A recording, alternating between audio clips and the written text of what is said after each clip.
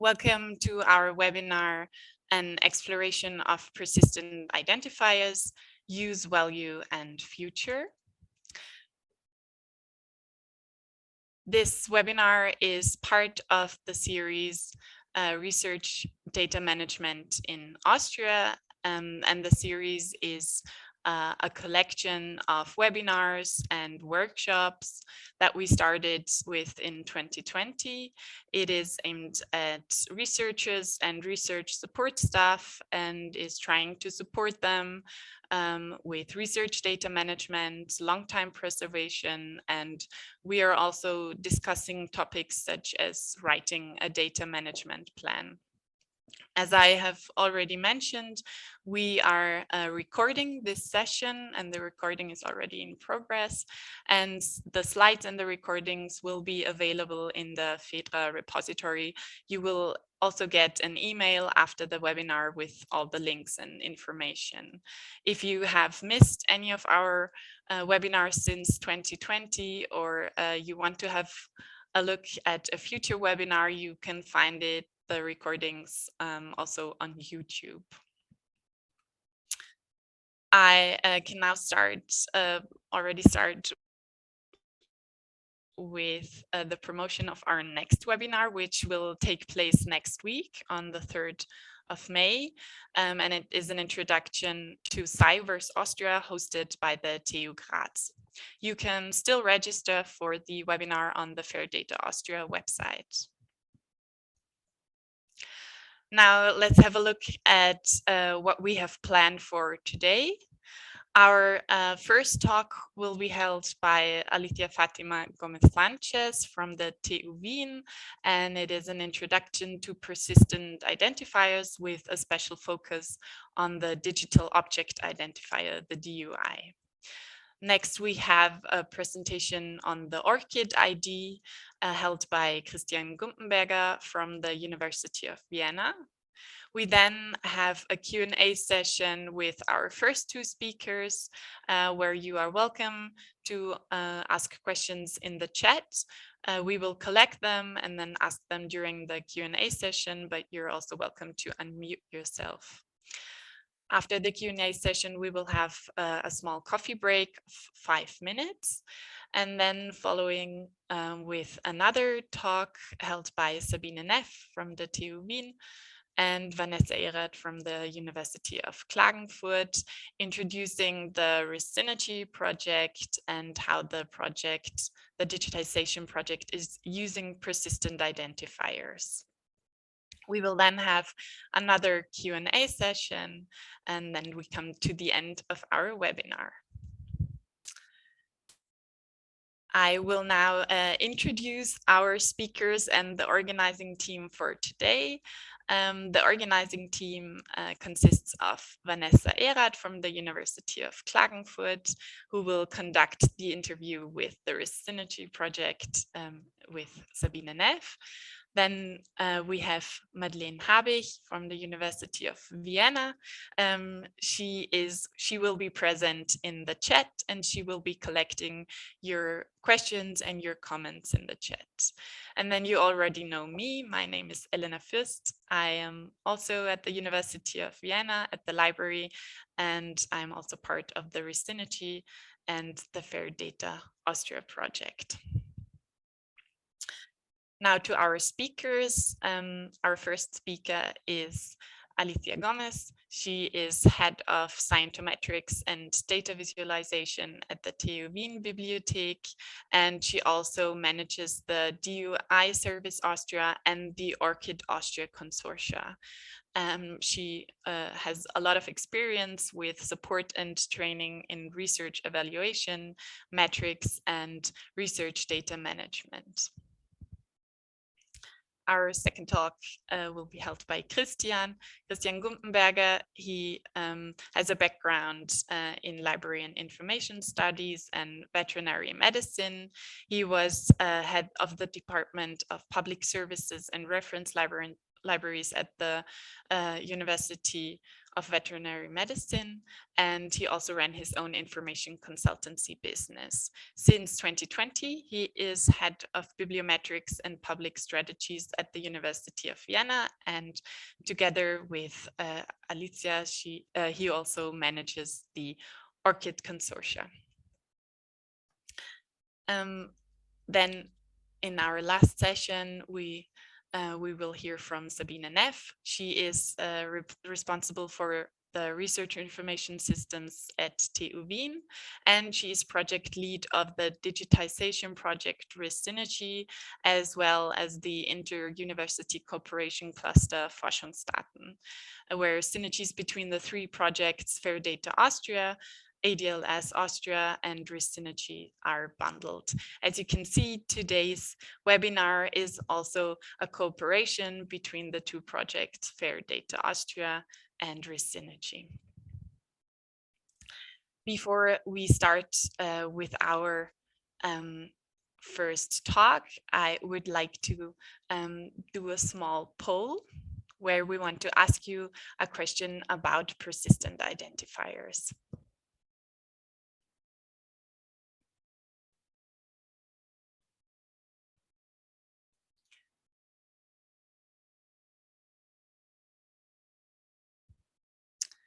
I will give you a few minutes answering the questions, and then we will have a look at the results.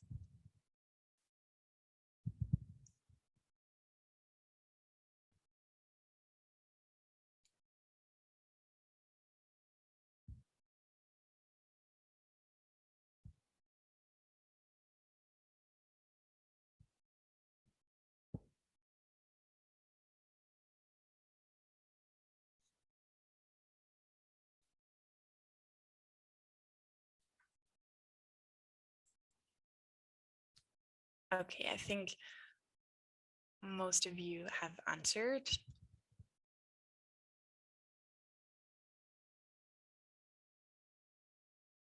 As we can see, no surprise, the DOI, the digital object identifier, is the most prominent one here, as well as the Orchid ID. I am very happy to hear that you have already come in contact with those. And I am a bit surprised that also the organization IDs ROAR and GRID, that they are also well known. This is very interesting. I think this is a perfect introduction for our first talk. So Alicia, I invite you now to start your presentation, and the floor is yours. So, good morning. Thank you to Fair Data for inviting me to be in this Fair Data Austria webinar. And yes, the idea is to make a short introduction about persistent identifiers, and together with Christian, well, I will introduce the digital object identifier, DOI, and he will be the speaker explaining Orchid. I will share my slides. So I hope that you can see everything. And well, the first thing that I would like to say is, what are persistent identifiers? It might be known by many of the attendees today, but we thought it could be like a good idea to explain what are the persistent identifiers and for what are they interesting and necessary. So when we talk about data, one of the first or main things that we think about is about FAIR. We all know about the FAIR principle, the data sets or the data that we want to share can be open or not, depending on the conditions. And but what we need to do, or what we always can, is make data fair. This means findable, accessible, interoperable, and reusable. This might be a bit too wide for people that are not maybe very they not work really with maybe in libraries, or they are not managing data.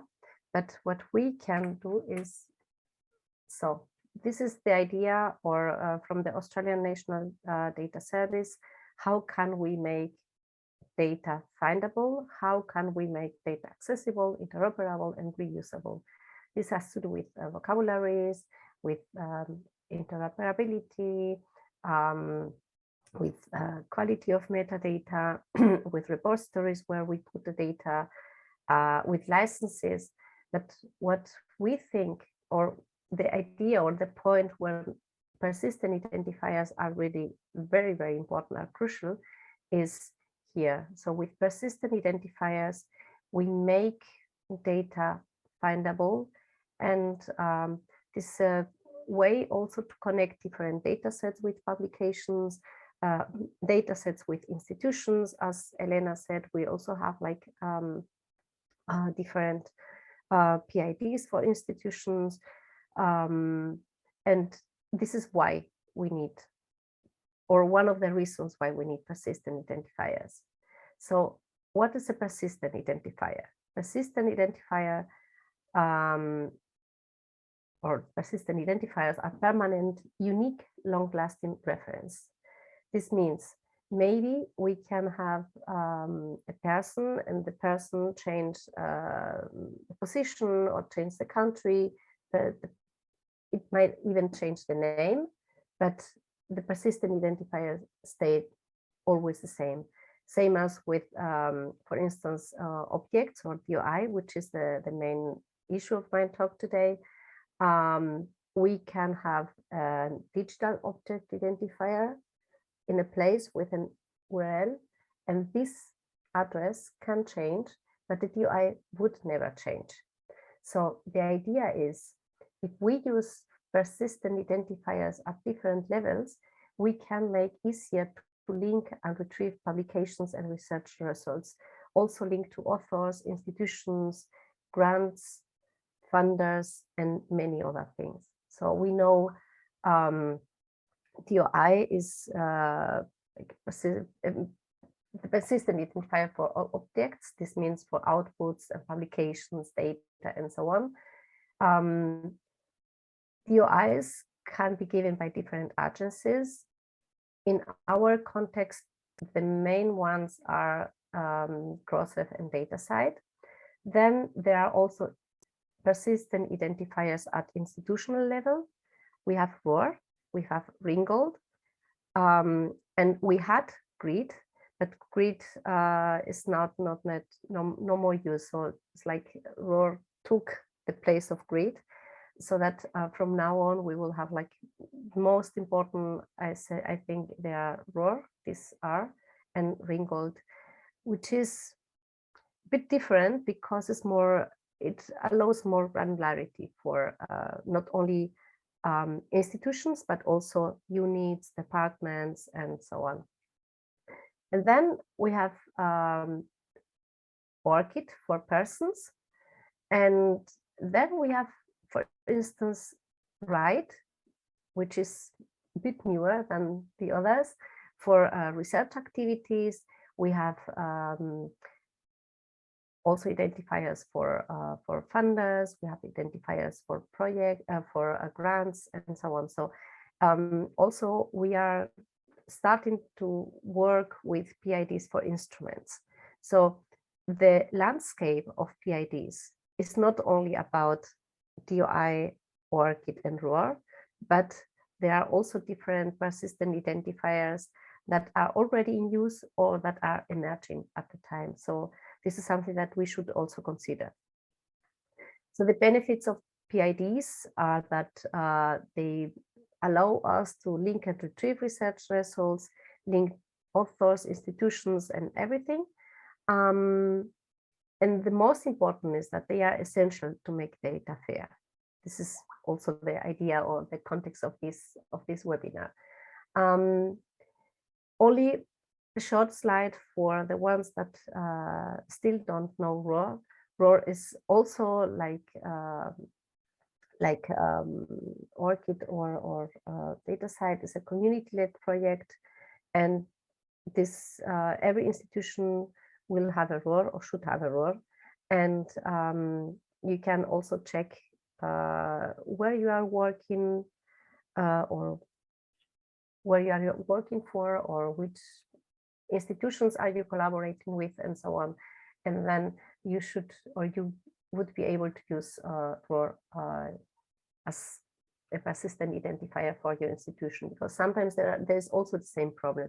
Institutions have sometimes the name in English, the name in German, and even if they have an official name or two official names, there are sometimes people translating the institution and so on, so that ROR would be like the identifier that wouldn't change.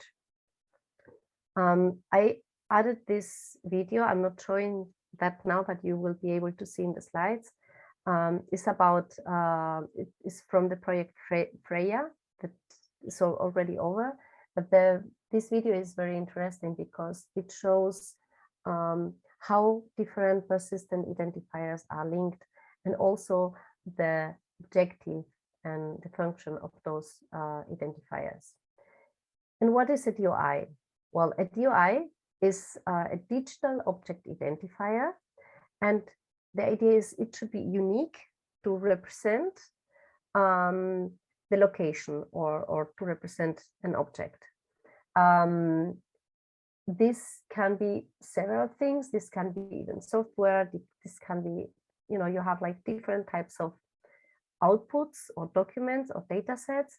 And the idea is to change or to give a persistent number unique to a URL that could change, or maybe not. But in that case, for instance, we have a system. This was the old address, and this is the new one. And when you cite the work, or when you link the work to other works, the DOI would never change. The structure is that way. We have this is like the URL of the DOI Foundation. Then we have the DOI registry. This is the prefix, and this shows us who is the one, or how is the institutional, who is the one that giving or minting this DOI. And then we have the suffix. The suffix can be or can be chosen by the institution. Usually is generated randomly. And this is how it always works. The DOI is not only this address, but it means behind the DOI there is a lot of metadata and a lot of information. If we have more information in the DOI metadata, then this will make the system and all the linked open data and all the information that we have for that DOI much better. For instance, if there are like minimum information, like the type of resource, the title, the creators or authors, date of publishing, and so on. But for instance, we could also add references for that object. This would, for instance, allow that tools like Open Citations also register these citations or these references of this document, and then also citations could be like measured in a free or open tool like Open Citations. So how can you get a DOI? Because for us, it's very important. We are researchers, we are authors, we have a data set, and how can we get a DOI? How can we make that or help that our data are fair? So you can get a DOI through journal publishers. So many times, or most of the publishers, if you publish a journal article or a book or a journal or a book chapter, you get a DOI almost automatically by the journal publisher. But another idea or another possibility is you can also go to repositories. There is also a register of repositories that are compliant with the FAIR principles. And for instance, if you use different repositories, public or orphan or subject repositories, you can get a DOI through them. For instance, if you go to Zenodo, you can choose to, there is a field for a DOI. You can add a DOI if you got already one from another agent or from another people or yeah, from someone else. But if you don't have a DOI, for instance, for a presentation, for a data set, you can choose to reserve a DOI. And then your data set, for instance, would have a DOI. Also different data repositories, or most of the data repositories that are compliant, for instance, with the OpenR guidelines and so on, they will give you a DOI, or they will allow you to register or to reserve a DOI. Then another option is go to your local service, DOI service, for instance, at the TU Wien. We have, we can mint DOIs through the repository, or we can also, through our academic press service, we can also, or we also give DOIs. So, and what can be assigned a DOI? We have the classical publications, but also, for instance, PhD thesis, master thesis, conferences, I don't know, any other great literature, also research data, images. Images, sometimes you can have like a set of images and they get a DOI for all of them, or maybe it makes more sense to give a DOI for each image. This is also possible. Films, software, objects, anything, yeah. So DOIs are not only for more classical publications or text publications, but also for any other type of sources or outputs. And of course, this is very important for research data.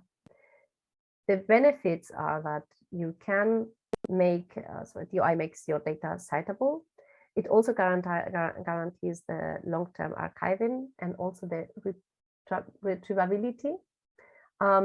Also important is that the metadata and good metadata are also stored with the information of the DOI and of this output. And it's essential and crucial, and it helps a lot to link publications with data, with software, with persons, with research projects, and so on. So this is one of the really good benefits. It's also important because I don't know if you've heard about metrics or alternative metrics. For instance, if your data set or if your paper is cited in Twitter or is stored in Mendeley or is cited in a blog or something like that, there are like for alternative metrics, there are some sources that can track that. And this is also something that you can use to inform the visibility or the impact of your work. So it's not only about citations, but also about mentions in Wikipedia or mentions in tweets, in Twitter, or mentions in Facebook or any other mention or citation. So what we have in Austria is we have like a consortium for DOI Service Austria. So if your institution does not mint DOIs, the institution can talk to us, and then they can also join the consortium. And we have, as Elena before said, together with Christian, we have also an Orchid consortium that we manage together. And yeah, I think I can now leave the word to Christian so that he explains yeah, what about Orchid, why Orchid is important and so on. Thank you so much, Alicia, for this very, very interesting talk and this very good introduction to persistent identifiers. I will now share the screen with Christian's presentation. And Christian, I invite you to now speak. The floor is yours.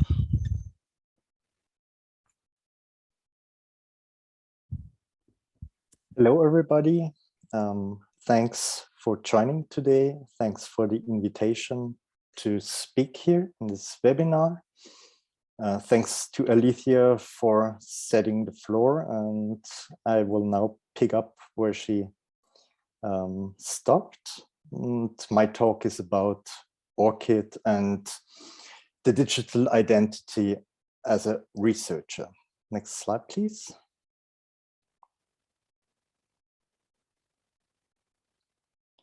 So the best way to start why it makes sense to have a persistent identifier for researchers is these two examples I picked here. The left one is one of the nightmare Asian last names.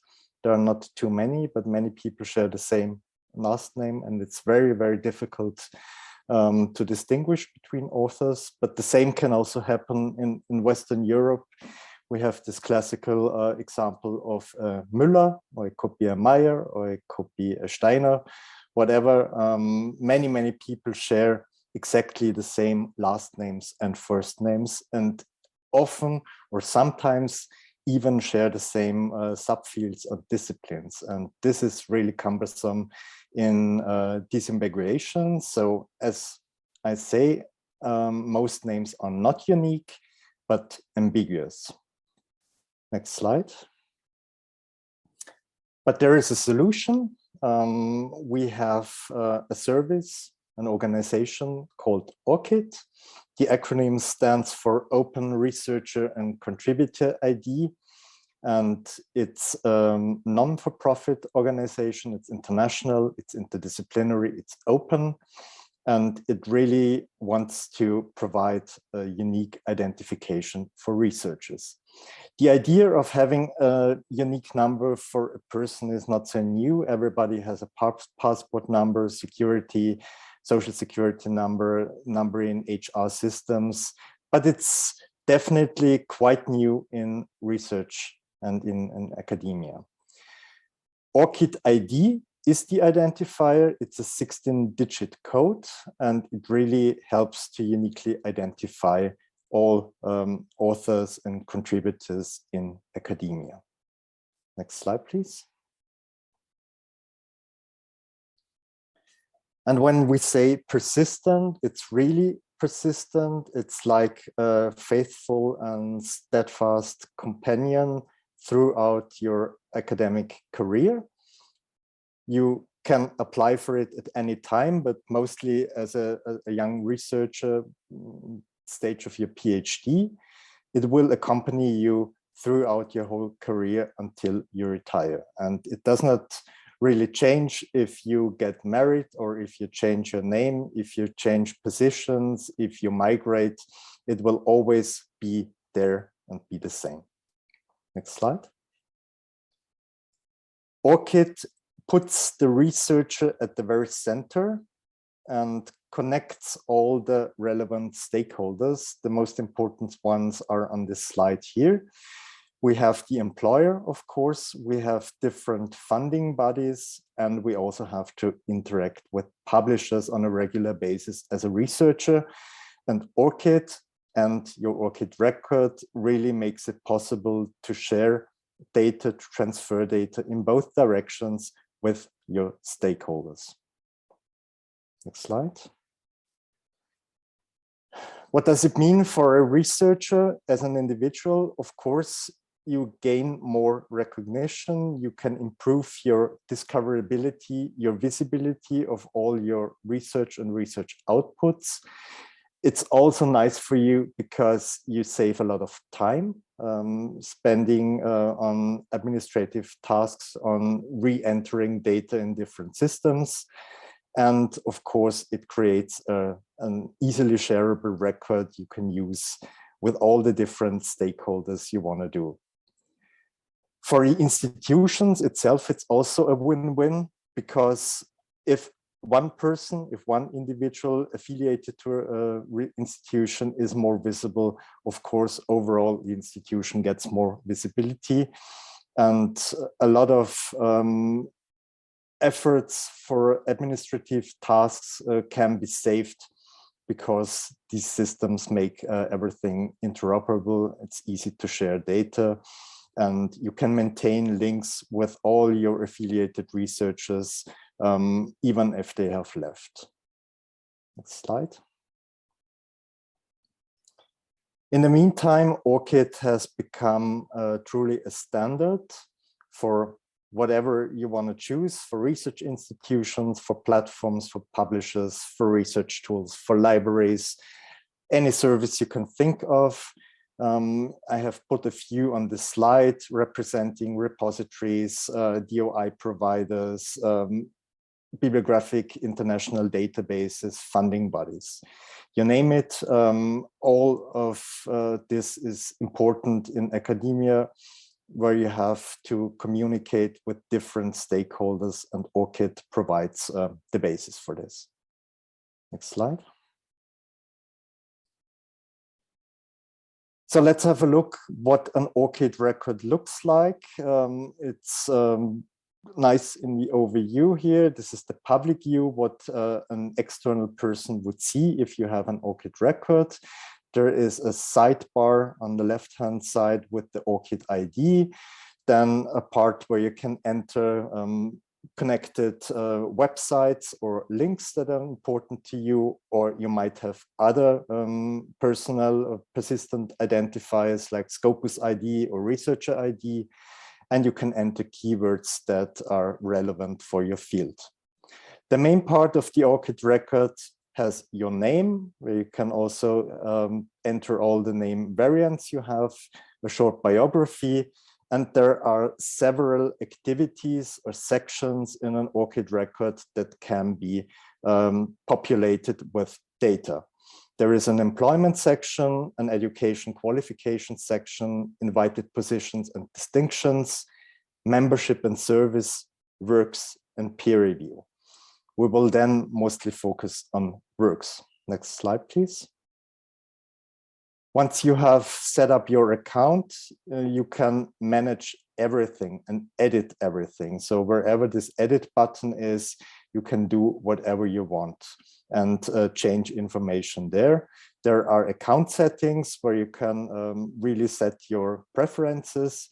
And it's very important for you to know that in all these activities, all the sections, each item can have different visibility preferences.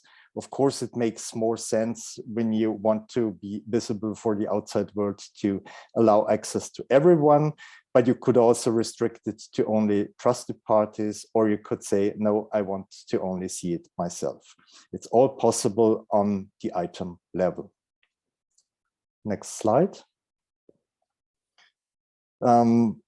I said works are probably the most important sections for most researchers. Here is an overview, what type and subtypes of works you can enter. And you see publication and conferences are probably the most important ones again. And here is the breakdown of the different items that Orchid recognizes in its record.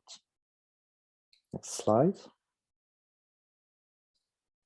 How would you populate your Orchid records? There are several options, and the most preferable and elegant way is to use the search and link wizards.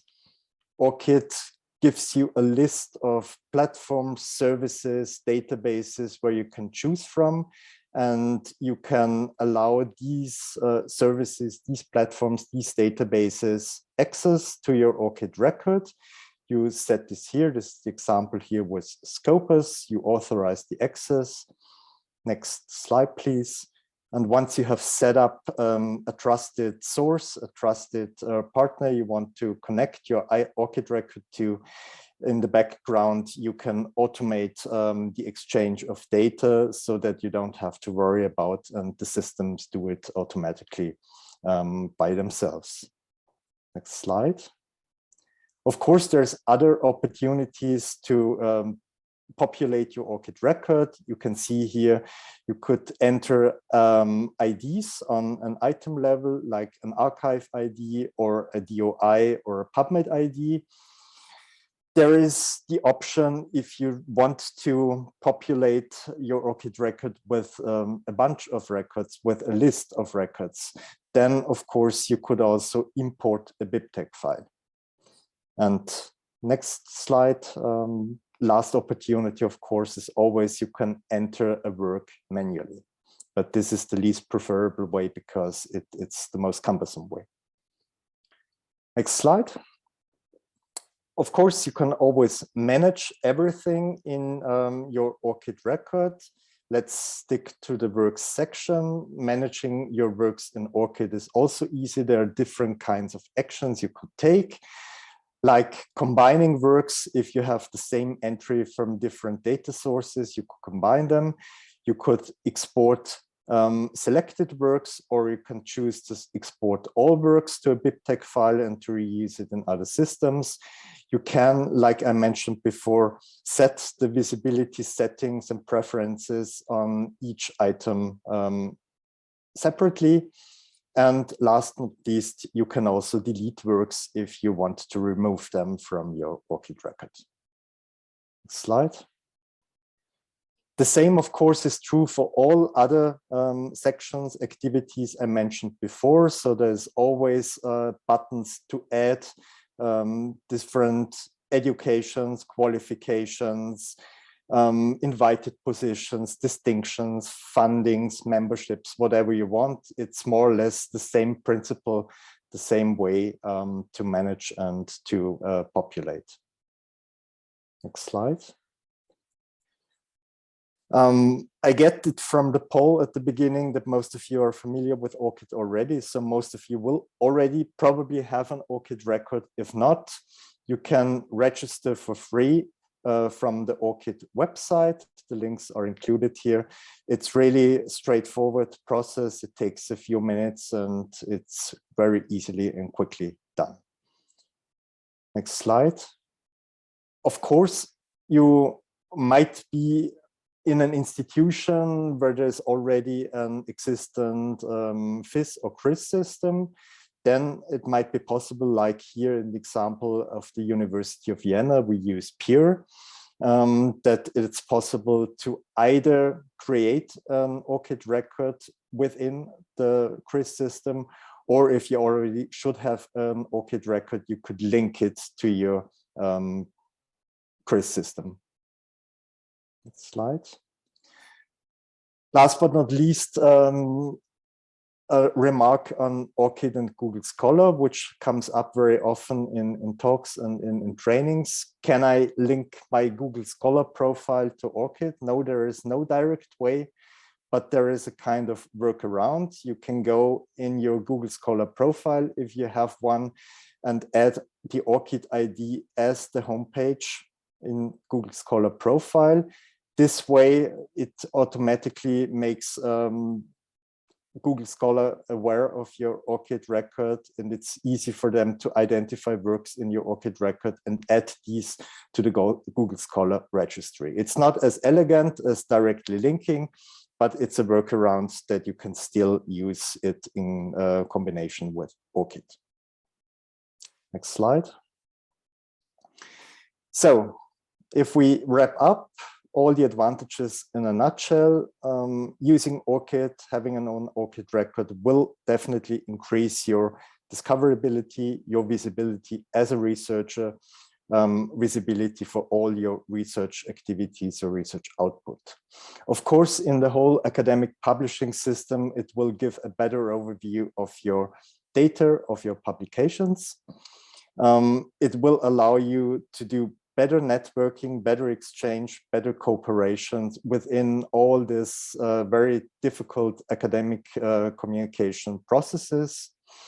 And last but not least, it will definitely reduce your burden doing all these administrative efforts, entering data cumbersomely and in very different and tedious ways. It will personally save you a lot of time, but will, on the other hand, also increase data quality because lots of it can be automated and you avoid making mistakes by manual input. Slide. So to conclude, the first link is a general remark on the Orchid help pages. You get a lot of information there. There are FAQs, there are video tutorials, a lot of material, which is really helpful for a researcher to know and learn more about Orchid. The next links definitely probably more interesting for those who are already affiliated to the University of Vienna. Still, there is interesting information that could be inspiring and interesting also for other participants here. So thank you very much for your attention, and we are open now for any questions that you might have for persistent identifiers in general, about DOIs or the Orchid ID. Thank you so much, Christian, for your presentation and your introduction to the Orchid ID. As Christian has already said, we are now open for questions and in the chat, or you are also welcome to unmute yourself.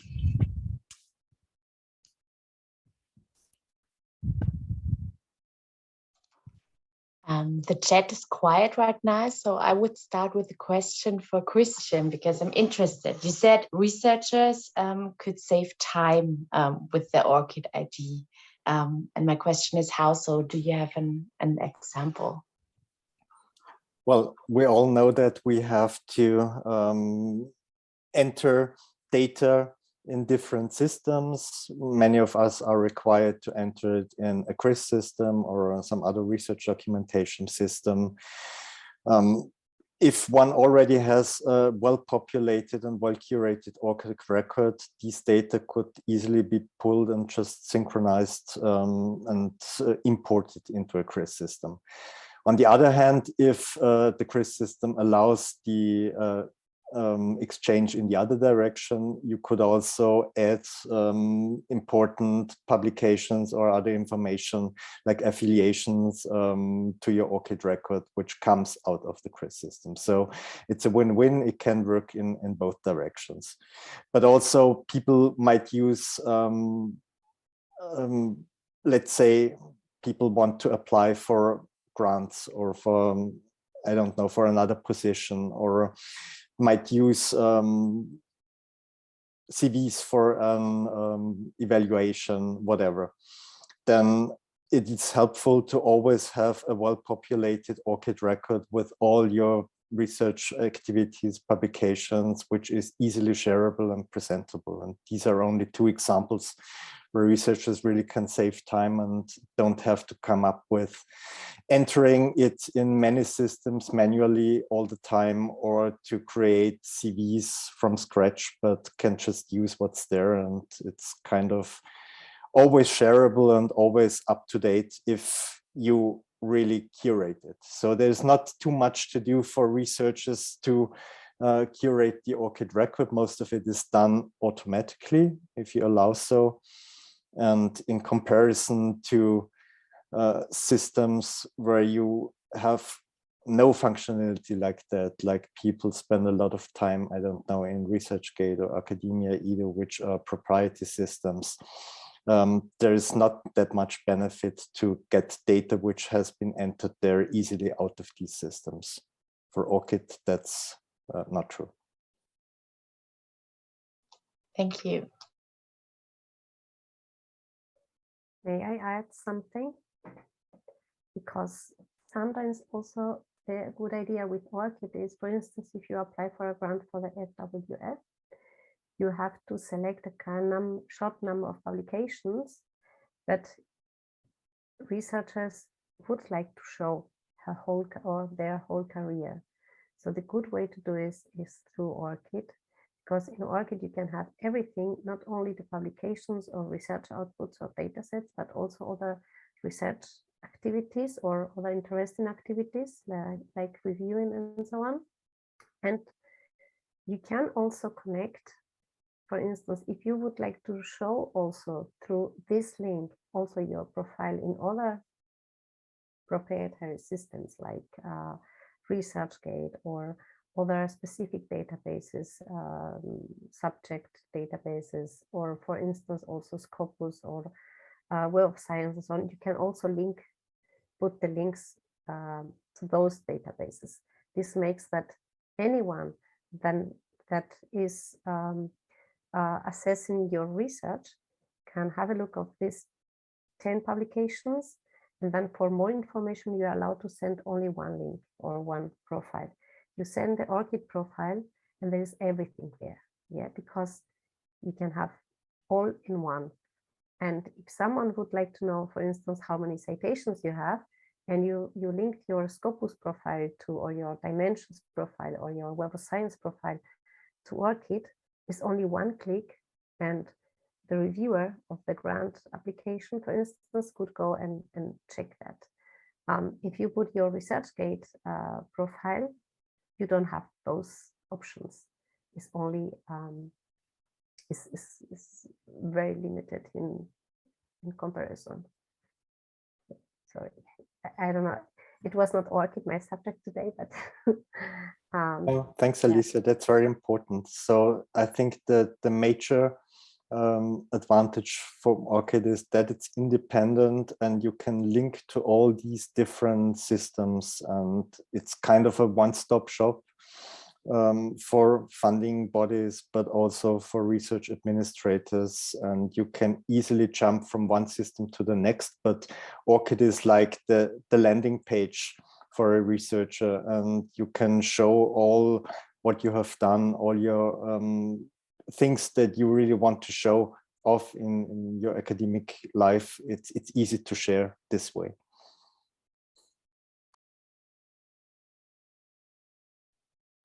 Thanks. That's very interesting to hear how all the different identifiers are also connected or can be connected. And I think that's something that we will talk about again in the next session about resynergy. Are there any other questions for Christian or Alicia at this moment? There is a question in the chat from Jakob Puttinger. He says, thank you for the interesting presentations. I have a question regarding PIDs for organizations.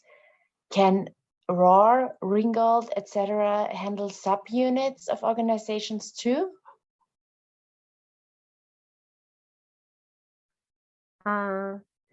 You mean if there are also independent, also unique identifiers for different units or subunits in an institution? Is this the question?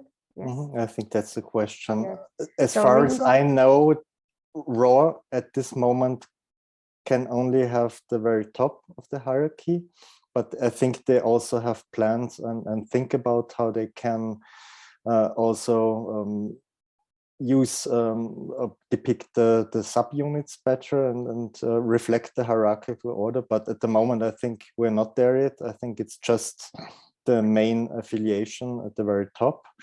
I think Ringgold has this opportunity, but I think University of Vienna already has Ringgold implemented. And as far as I know, I'm not the expert here, the reflection of all these subunits does not really work that way that we would like to have. And the problem, of course, is always that these systems are volatile. There is always changes in hierarchies, units merge and are renamed, and all this is a nightmare. So I think this is quite challenging, but as far as I know, it's on the agenda for RAW to also deal with the subunits.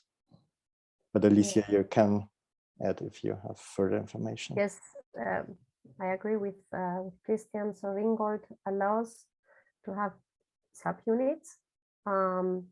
We also have Ringgold in the Tubin, and it's also true that it's quite challenging because you need to create all the different levels and update the records of the institution.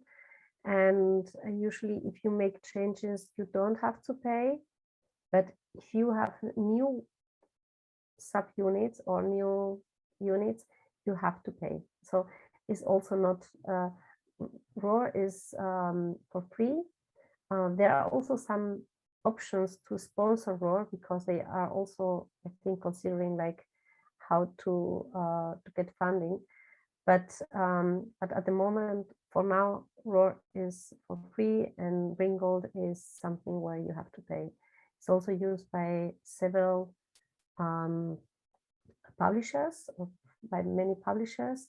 But for now, you cannot use, for instance, Ringgold for some databases to retrieve information and so on. So it's also, I think, it's a landscape where things are moving quite fast, and we are still developing all those services where we and the community. But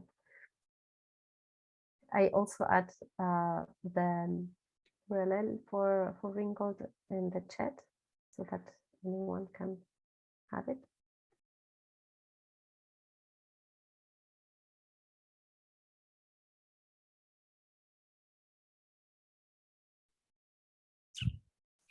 Thank you very much.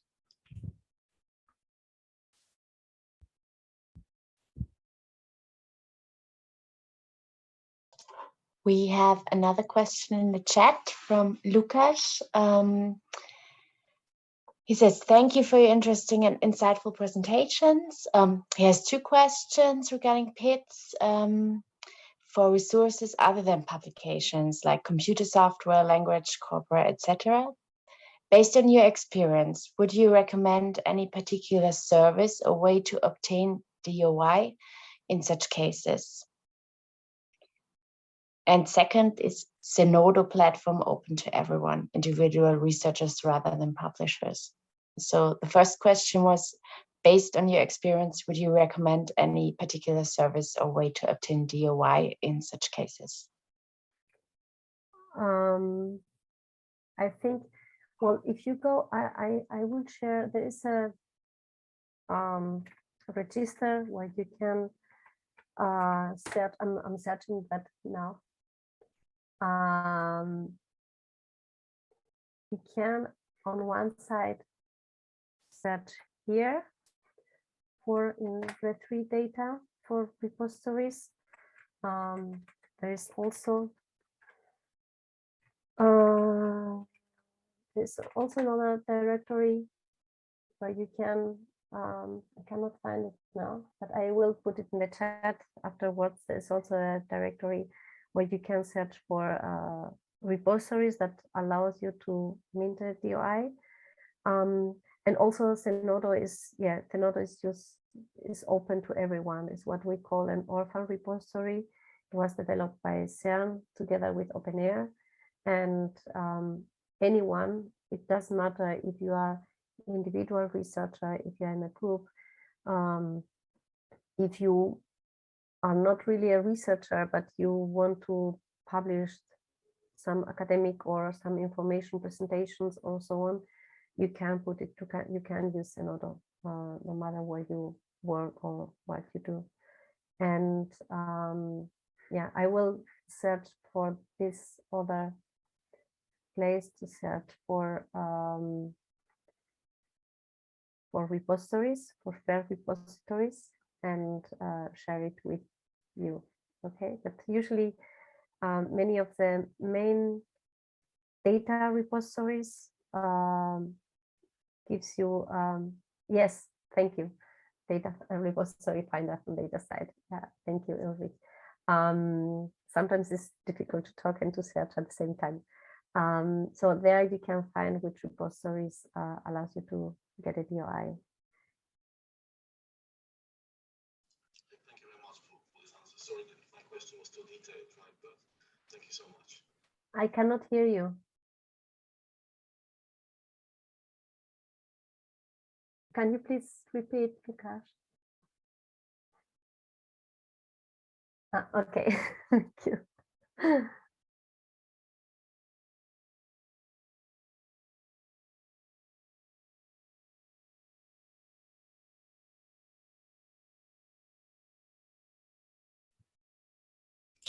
Thank you so much for your questions.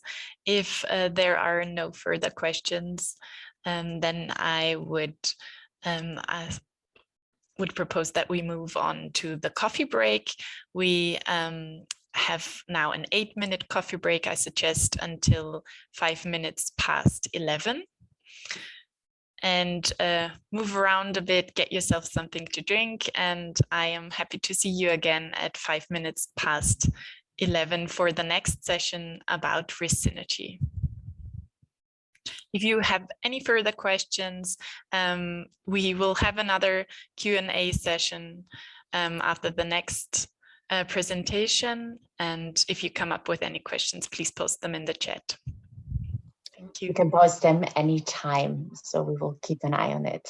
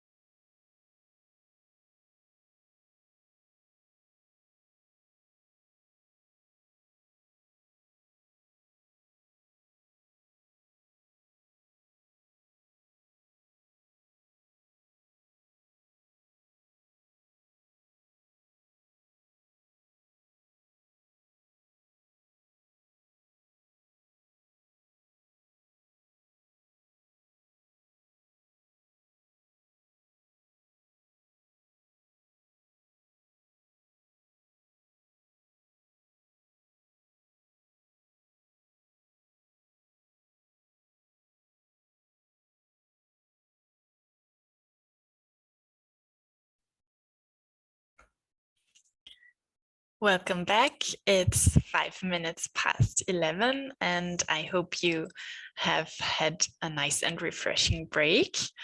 We will start now with our second part of the webinar, and which is an interview. The second part is an interview conducted by Vanessa Erath and Sabine Neff about the Resynergy project and how the digitization project uses persistent identifiers in building interfaces. I think this ties in very well with our first part about the introduction to the DOI, the Orchid ID and the ROR and Ringgold IDs. Before we start with our interview and I open the floor to Vanessa and Sabine, I quickly want to do a poll with you again and ask you a question about your research information and where you have entered it.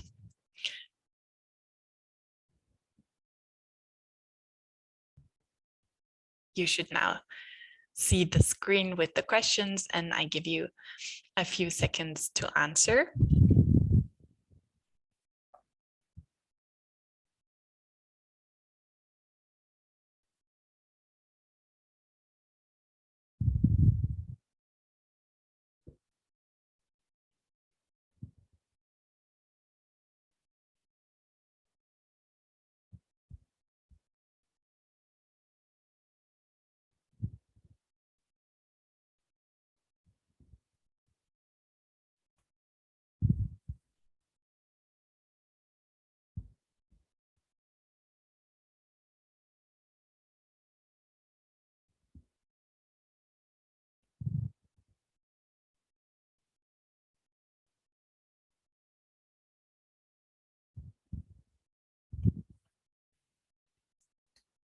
I don't see any more answers coming in, so I think I'm going to publish the results now.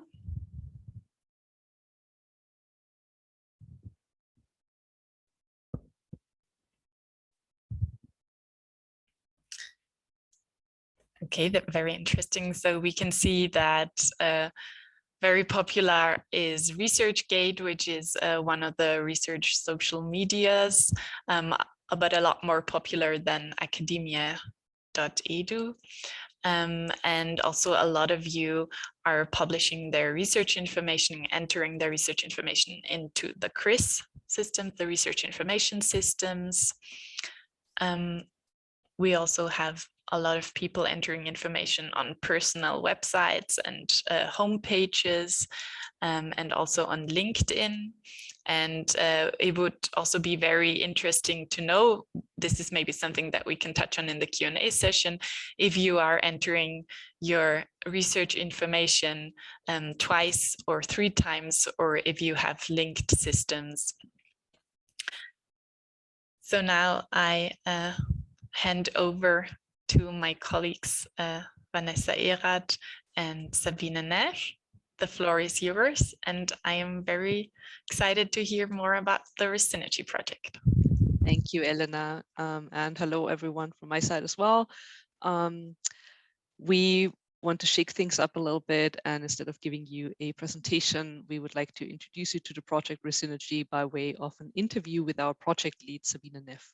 So just to give you a little introduction to Sabine first. She's responsible for the research information systems at TU Wien, and she's also the project lead of Resynergy, a project where standardized data interfaces are implemented and a concept study for an Austrian national research portal is conducted.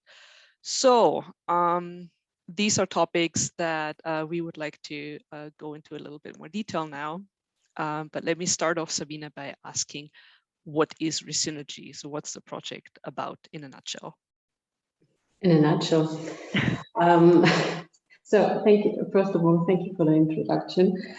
What is Resynergy? What is Resynergy? Resynergy is a cooperation project between 12 universities and 3 funders the Austrian Science Fund, the Austrian Research Promotion Agency, and the Vienna Science and Technology Fund are working in this project in building interfaces between universities and funders. And why do we do this? We want to facilitate administrative processes, and we want to guarantee data quality, and we want to improve the collaboration between the research institutions and the funding organizations. Thank you. So if we think about Resynergy in terms of project goals, could you give us some concrete examples how Resynergy tries to facilitate administrative processes and improve data quality?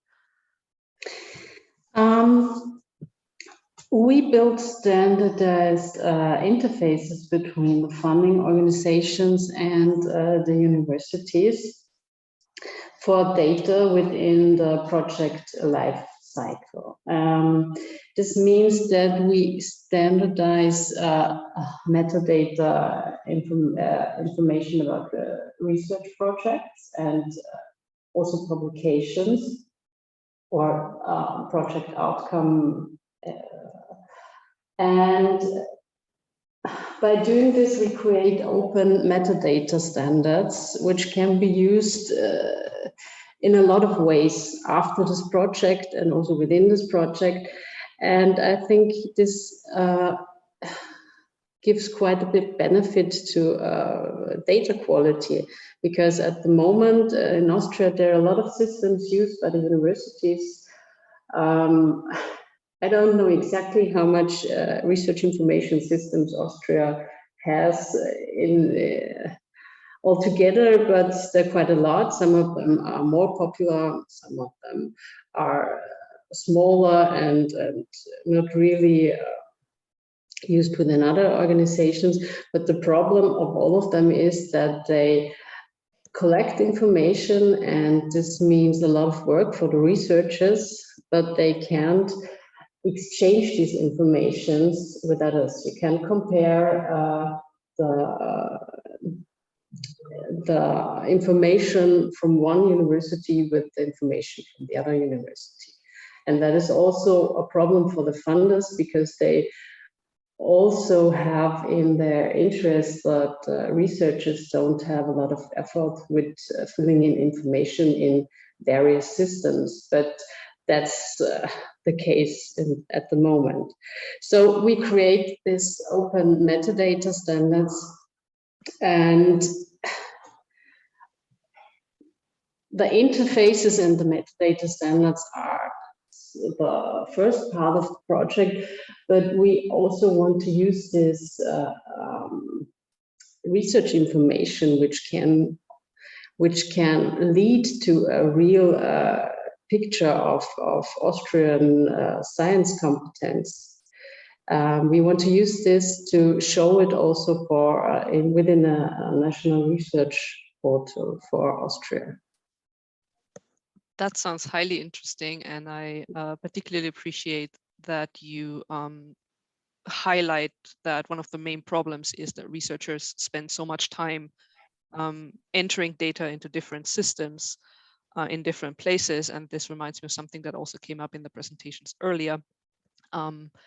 So we talk a lot about researchers doing the work themselves, and that also means that researchers themselves can be seen as one of Resynergy's main target groups. So could you tell us a little bit more about how the project outcome will directly impact the day-to-day life of researchers? So for example, where can we see that they will benefit from the changes that Resynergy wants to create? So Resynergy wants to create the basis for a once-only data entry. So our goal is that the information the researchers have to fill in for funders or for the research information systems of the university has to be done only one time. And the interfaces that we create will guarantee that the information is sent from one part to the other. And so we want to reduce a lot of effort for the researchers by filling in this information, but we also want to increase the efficiency of the research support, because they also have validated information and they can give much more support based on this information. And if they, for their part, don't have a lot of effort to have this good information within their systems, then they can also concentrate more on high quality support for the researchers and not on filling in administrative information about projects, but on really helpful support by applications for projects or a detailed question and stuff like that. So it's a win-win situation for researchers on the one hand and for research support staff on the other. It should be, and it will be, a win-win situation for both sides. And another benefit for the researchers will also be that the information they fill in only in one place and in a clean and precise way, that this information can also be shown in a national research portal, which they can use to promote also their work and their efforts, and to show their competence in various research fields. And I think especially for younger researchers, this is really an interesting point of our work. The National Research Portal. The National Research Portal. Should we talk a little bit about that, maybe? Maybe. So Resynergy develops a concept study for a National Research Portal, you said. Let's maybe start with, why do you think Austria needs a National Research Portal in the first place? Why do you think Austria needs a National Research Portal? Because it's really not the time to spend much time on information search. If anybody, a company or anyone wants to know something about special research topics or researchers in the field, for the moment, they have to look on the information on all of the Austrian research institutions, like universities or ISC Austria, something like that. So they have to go through all this information to get an answer on the question. And I think that's a bit old-fashioned. And other countries are a lot of more. They're used to do this. So and they also see the benefit from this, and therefore some other countries push this development for already several years. But Austria is really at the beginning of this, and it's not about pointing out good universities and bad universities. It's about sharing information and sharing competence and sharing efforts in Austrian science landscape. Amazing, thank you. So if we think about the first part of Resynergy, the interfaces, the standardized interfaces that allow for open exchange of metadata will be the foundation for this research portal.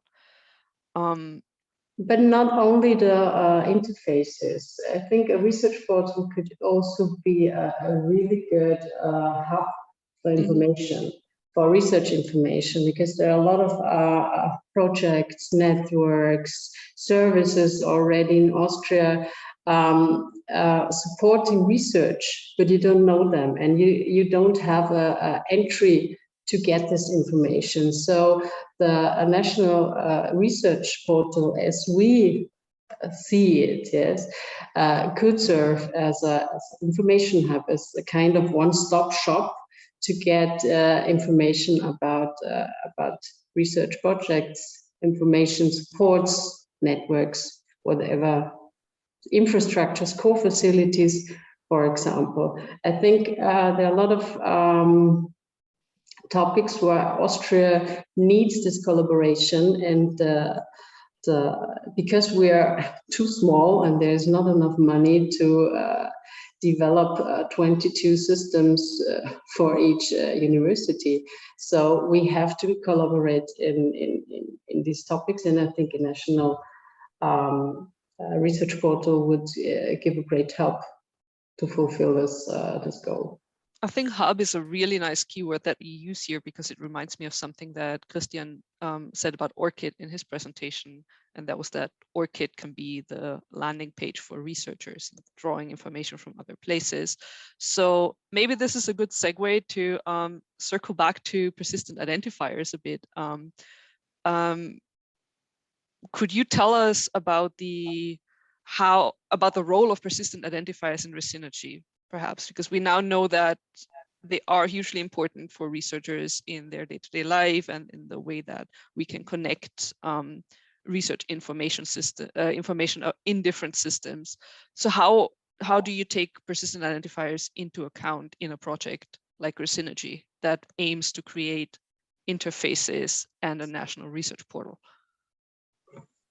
Well, I think persistent identifiers are really essential component for Resynergy, because they are the linkage between the information what we want to share. We share, for example, we create interfaces for project data, for publication. Let's stay at these two interfaces. So, and you have a project with a name, Research Project A, and within this project you create really interesting publication, and at the moment there's not really much interaction between these two information sets, because of course you can link them with an identifier, but even then you need a kind of identifier between the project where the research was done and the publication which came out of this research data which was produced in this research project. So at the minimum linkage between these sets is that you create an identifier for the project and to name this identifier within the publication. But the more important information is who has done this project and who has written this publication. So it would be quite smoother to have identifier for the author and the principal investigator of the project. And this would also allow us to have a really unique combination between these two information sets. And I think this is really helpful also to validate the data you have in a system. For example, as it was already shown today with, I think the name was Thomas Müller. Thomas Müller with a project and Thomas Müller with a publication. It's terrible if the researchers always have to validate that this is their own project, and it's also horrible for the technical background to link this information, that the Thomas Müller 1 is not the Thomas Müller 2, and the Thomas Müller publication is even not from Thomas Müller 1 or 2, but it is from Thomas Müller 3. So this identifier would help us a lot to combine the information which should focus on the persons, because they are the persons who create new knowledge, and they are the researchers, and they should show their whole output, and therefore we need this combination, because otherwise you always have to add more information. If you don't have this identifier within both data sets, you always have to add manually information to enable the combination between these data sets. So would you say that persistent identifier are actually quite essential for the work that Resynergy does? They're essential, but they are still not at that level where we want to have them. That's a point what we have to say very loud and clear, because there are still not enough researchers using Orchid. And this really makes it difficult for us to link information within the several systems. And to really fulfill our once only principle for data entries. Do you think that Resynergy is, as you mentioned before, it's a quite diverse consortium with 12 universities and 3 funding organizations taking part? Do you think that this diversity in the consortium allows Resynergy to be in a position to affect lasting change here? I hope so, because I think the benefit of Resynergy is that in the best case, in a few years, let us think with a big picture, the researchers really only have to fill in the information once, and every university or every research institution in Austria takes part within this network. Then it's really easy for the researchers to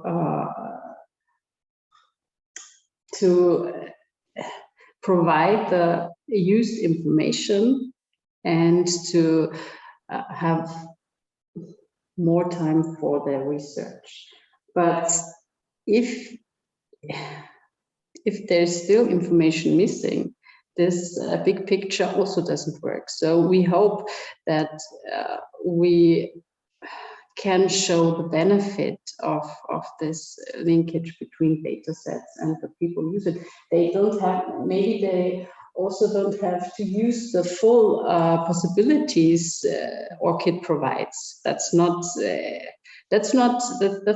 the point of Christian's interest. For us, it's a minimum interest within this. If they don't want to use this kind of profile, it's not important for us, but we need this identifier to link the information to make it easier for them to get visible within the research landscape. Thank you, Sabine. I think those are suitable words to transition from our interview part into the Q&A. I want to thank you for taking the time to introduce us to Resynergy in broad terms and with concrete examples, and specifically with an eye towards the use of persistent identifiers in the project. Is there anything you would like to add before we move into our second and final Q&A session for this webinar? Maybe I add something within the Q&A session. That's a good point. If I have a look at the chat, I can see that Ulrich already gave us the first question, which is amazing. So Ulrich says that these are very interesting points, and he agrees that PIDs are the glue between otherwise somehow isolated research outputs. And he asks, do you also consider integrating PIDs for instruments or facilities? Of course, not at an early stage, but perhaps in the long run. Yes, of course. I think identifier in all cases are needed for a quick and unique identification of a service, a publication, a project, or a person. So it's not the point of what it is, and I don't see the difference. If the TU Wien has a raw identity, why shouldn't the Vienna Scientific Cluster shouldn't have a raw identity or identity within another network? I think it's important to have various identifiers. Thank you. I hope that answers the question, Ulrich. If there are any other questions, please feel free to put them in the chat or just unmute yourself and ask them directly.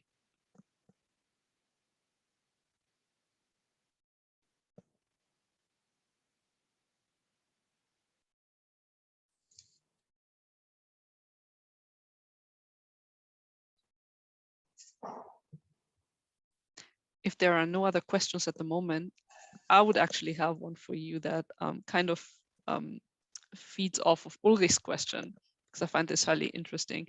So Ulrich asked about facilities and identifiers for facilities.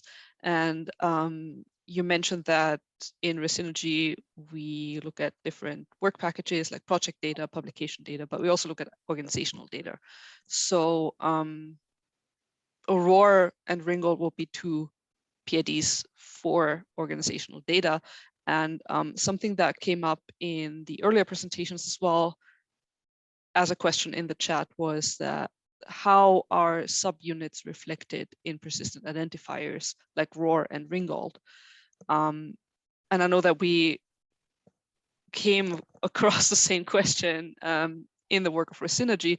So I was wondering if Sabine, you could tell us a little bit about how we can face this challenge, wanting to have subunits represented in a persistent identifier that does not actually represent subunits at this point and stage like ROR.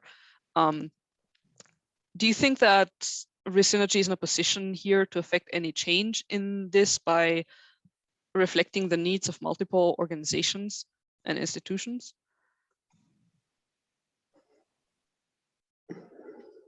It's really a difficult question because, of course, the interest of Resynergy is data quality. And as we heard already, that this information is rapidly changing information,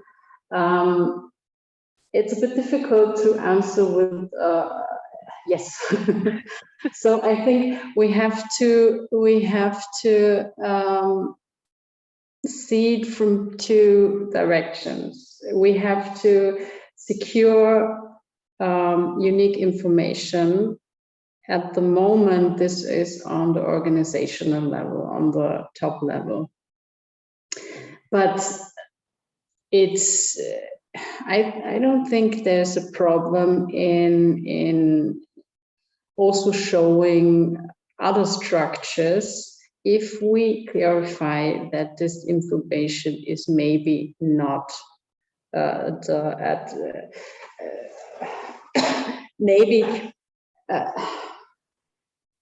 maybe already outdated, let's say it like this, because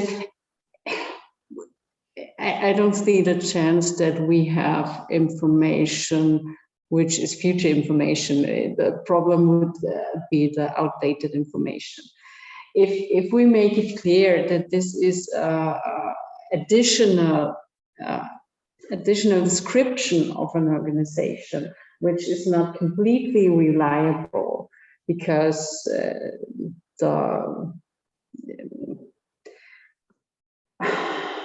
I'm thinking about how this could be explained within an interface. I think that you actually raise a couple of good points here, and the main point is that this is a complex issue to look into.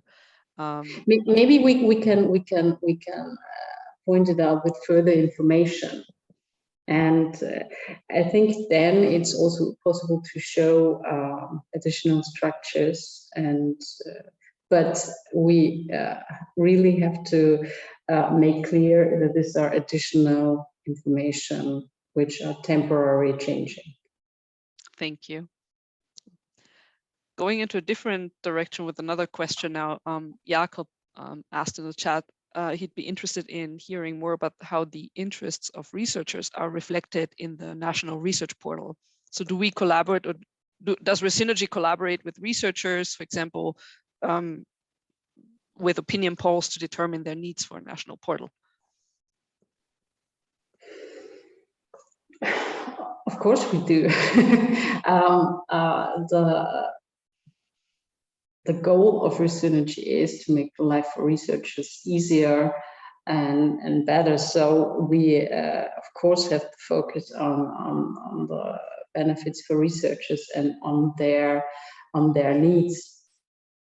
So for the part of the interfaces, this sub-project is quite invisible. If it works well, it is really invisible for the researchers.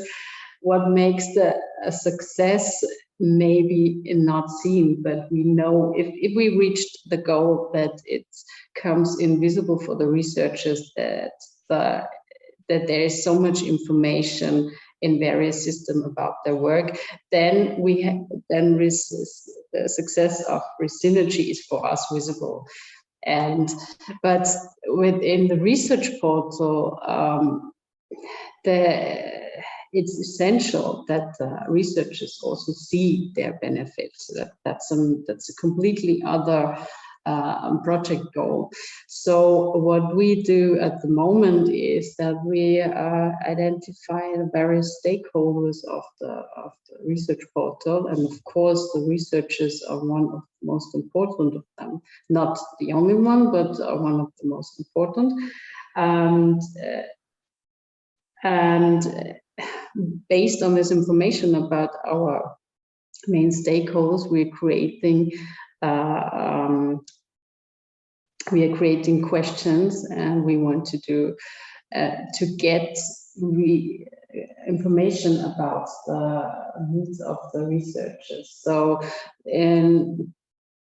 hopefully before summer, there will be an online questionnaire to get more information about the needs of researchers and what are they searching in the what kind of informations do they miss within their research, daily research life, and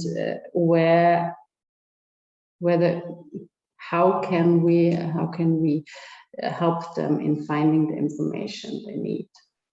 So yes, of course, we will get in touch within this questionnaire. We will get in touch within workshops. I think Resynergy is still, the project duration of Resynergy is until 2024.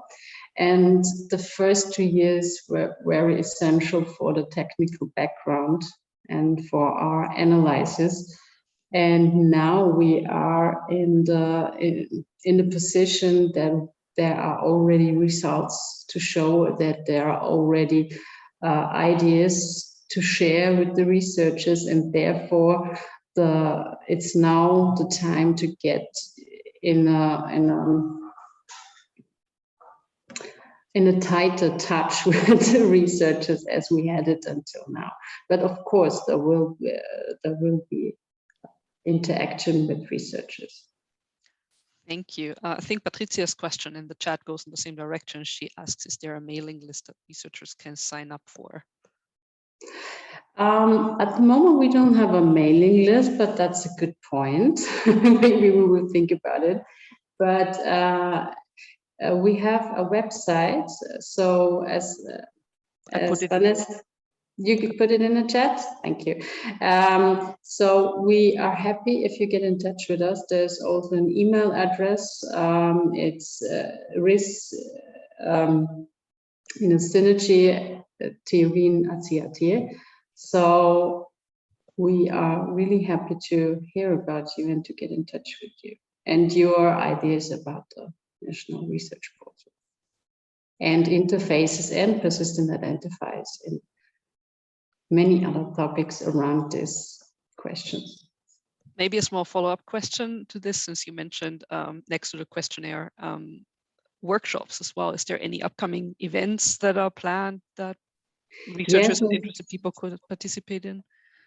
There is really an upcoming event. There is, as you already said, Resynergy and also Fair Data are part of the cluster Forschungsdaten, and there's a symposium planned in May.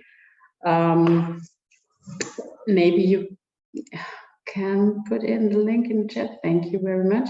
Thank you. So within this symposium, the 3 projects of the cluster Forschungsdaten will show their efforts until now, and they will train within workshops on specific topics. They will interact to specific topics within the project, and there will also be a discussion with representatives of the ministry and other researchers about the importance of research data management and how much support, digital support, Austria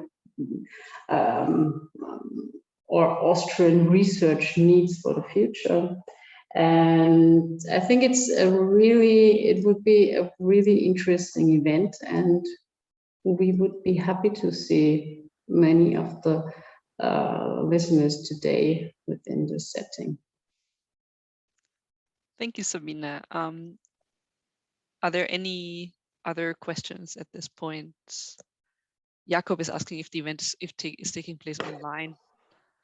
No, it will be on site, but we will. There will be a stream of the discussion in the evening, and yes.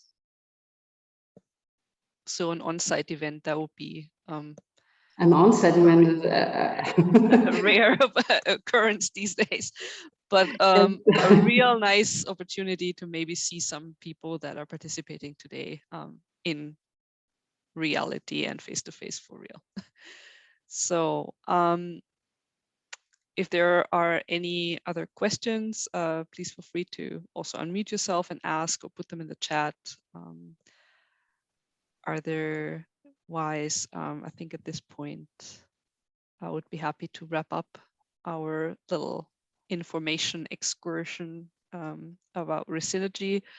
You have a couple of links in the chat to stay informed about the project, check out the homepage with more information, get in touch through email, and sign up for the upcoming symposium and the workshops. Thank you, Sabine, for introducing us to the project and sharing your insight. And thank you, everyone. And at this point, I think I would like to hand back to Elena for wrapping up today. Thank you, Vanessa. And thanks a lot to the two of you for this very, very interesting interview and also Q&A session. And as Vanessa said, if you're interested in Resynergy, there are a few ways to get in touch. And I would like to wrap up this webinar for today with another reminder of our next webinar, which will take place next week on the 3rd of May about Cyvers Austria, and you can still register on the website.